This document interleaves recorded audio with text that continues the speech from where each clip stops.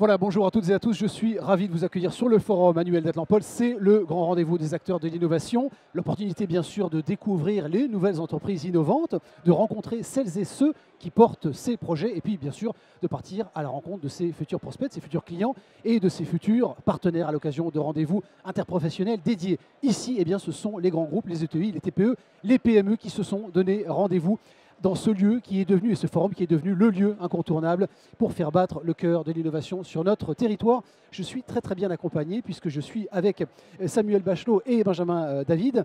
Samuel Bachelot, vous êtes Business and Innovation Advisor, c'est-à-dire que vous accompagnez la création et le développement des entreprises innovantes, évidemment chez Atlampol. Il faut nous parler de l'ESA BIC Nord. Alors, l'incubateur de l'Agence spatiale européenne avec une première édition qui s'est passée à Atlampol les 17 et 18 décembre dernier. Voilà, donc on avait présenté début 2018 un dossier auprès de l'ESA. Donc on a associé à ce dossier six régions en fait, donc allant de la Bretagne au Grand Est et en passant par le nord de la France et la région parisienne. On s'est associé également avec le pôle de compétitivité Aztec Paris Région qui est spécialisé dans le spatial et avec le CNES pour être labellisé incubateur de l'ESA, l'Agence spatiale européenne. Et concrètement, donc on a été lauréat fin juin, on a obtenu ce label pour accompagner sur 5 ans 15 nouvelles entreprises par an qui en fait utilisent des technologies spatiales et les valorisent à des fins non spatiales sur des applications non spatiales. Samuel Bachelot, quels ont été les critères pour retenir ces entreprises ? Alors le premier critère, c'est qu'effectivement, il faut que ce soit une entreprise créée. Alors ça peut être un projet, mais vraiment très proche de la phase de création. Le deuxième critère, c'est qu'effectivement, il doit valoriser des technologies spatiales. Qu'est-ce qu'on entend par technologie spatiale ? Finalement, c'est très large. Ça commence par un signal GPS de géopositionnement. Ça, déjà, c'est une première technologie spatiale. Et puis ensuite, il doit présenter un business plan ambitieux et crédible. Et donc le jury doit sélectionner sur la crédibilité de ce projet-là. Benjamin David, vous êtes justement le fondateur et CEO de Ixon. Il faut rappeler que vous êtes concepteur et opérateur de drones solaires innovants à voilure fixe, longue endurance. Qu'est-ce que ça veut dire concrètement tout ça ? Oui, bonjour. Eh bien, en fait, c'est la conception.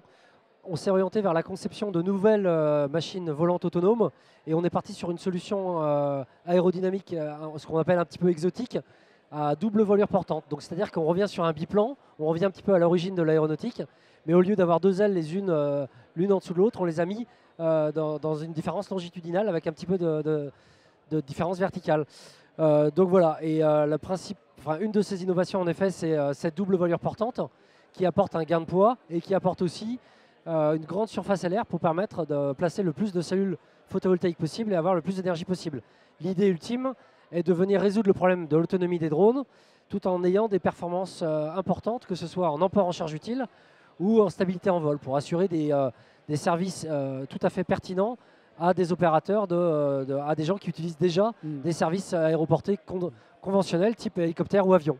Alors l'objet, évidemment, c'est d'adresser celles et ceux qui auront besoin de vos services pour de la surveillance, voilà, du monitoring. C'est ça. Alors en fait, on s'adresse principalement au début, en tout cas, pour l'instant, avec notre machine qui fait moins de 25 kg, à des gens qui ont besoin de surveillance, de monitoring, d'acquisition de données.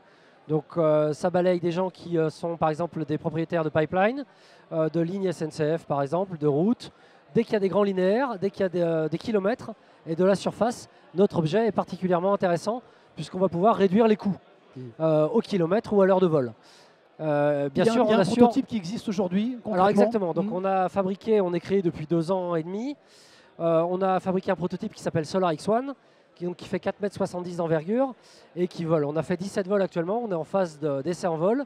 On espère avoir quelque chose qui soit prêt opérationnellement pour commencer du chiffre d'affaires, première moitié 2019. Qu'est-ce que vous attendez concrètement de cet accompagnement ? C'est un accompagnement sur l'ingénierie financière, c'est de la techno ? Alors en fait, c'est tout un ensemble de choses. Moi, les ABIC, je connais bien vu que je viens du secteur spatial. D'ailleurs, je l'ai dit souvent à Samuel, mais la première fois que je suis arrivé, revenu dans la région qui est ma région d'origine, j'ai dit à Samuel, est-ce qu'on a des ABIC ici ? Vu qu'à Munich, il y en avait un, et j'ai failli créer Exosun à Munich. Et il me dit, on y travaille. Donc ça, c'était il y a 2 ans et demi. Et le travail a été fait. Maintenant, on a un ESABIC. Et je connais la puissance de l'ESABIC. Ça permet une mise en relation de partenariats, de technologies. Hein, c'est 170 entreprises à travers l'Europe entière. Ils sont très poussés sur un aspect aussi, c'est le fait que l'entreprise a une vision internationale européenne à court terme. C'est-à-dire rapidement, on veut basculer à l'international. Et c'est le but d'Ixosun. On pense à l'Allemagne, à la Suisse, à l'Autriche, à l'Angleterre, qui ont des forts besoins d'acquisition de données. Donc ça apporte un réseau technique, aussi un appui technique sur par exemple des technologies dont nous on a besoin, qui est par exemple la gestion de l'énergie électrique à bord, qui est la liaison satellite, donc tout ce qui est communication par satellite, et entre autres aussi tout ce qui est concept des opérations au sol. Samuel Bachelot, peut-être pour terminer, on ne l'a peut-être pas dit, mais Benjamin David est un homme de voyage, de l'international. Munich, il l'a évoqué, Londres, partout où il a été dans le monde, il revient, c'est un enfant du pays, il revient sur le territoire. Et il nous explique, c'est parce qu'il y a un écosystème qui est porteur.